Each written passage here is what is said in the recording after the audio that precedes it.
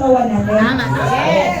So, Environment. yung environment po. So, pagka-environment ay more on acid. So, yung mga kabarkada mo, lagi ka niyaya uminom, By the delikado way, yun. pag sinabi ko pong environment, internal environment Ang po. internal. Katawan po yun, ibig Oh, sabihin. isama na rin natin toxic na tao. Yes.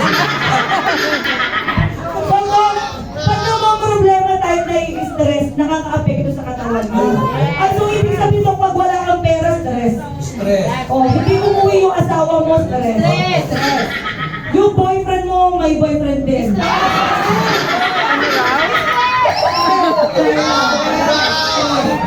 Yan naman yun. Nanginingil na po yung Judith. Stress. So, Doc, dumudumi po yung katawan natin. Yes po. Naku, ang hilig mo pa sa stress eating, yung madaling araw na mag-iaya mo. Papa-deliver ka ng pagkain. Eh, bigla may nagtitinginan sila. Ating gabi ko ba?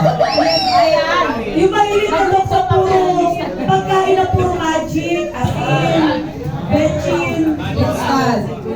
Ayan na. May narinig ako, pansit canton daw. Ang naku, Doc, totoo yan. So, madumi. Doc, tingnan natin.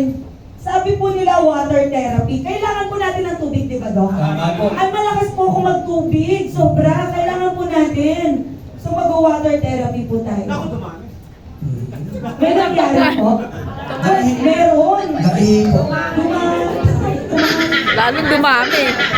Pero matubig pa rin.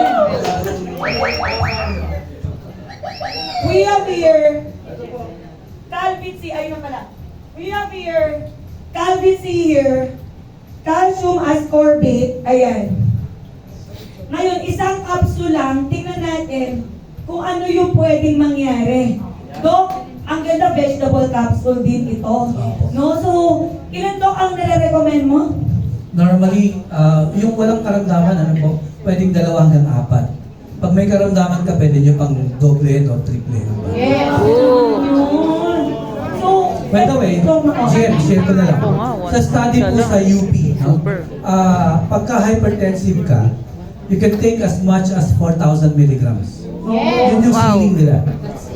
Pagka may renal failure or renal problem, ang pinaka-highest lang is 2,000 milligrams. Oh, renal problem.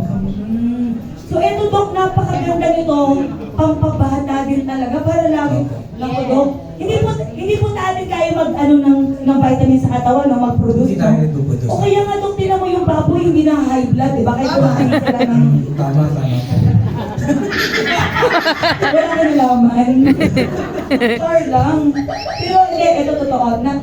Simula nung nakita ko to, napainom ako ng vitamins. At hindi ako papayag na yung family hindi makainom nito. Kung hindi mo mga kasama namin sa bahay, kailangan umiinom. Kasi pag sila rin nagkasakit, apektado rin tayo. So, Doc, kung kanina nagtubig tayo, walang nangyari, tumaas lang. Tingnan po natin ngayon. Yan. Siyempre, mag-exercise ka. Diba? So, paano mag-exercise? Sayo-sayo lang, TikTok lang. Diba? Ayan.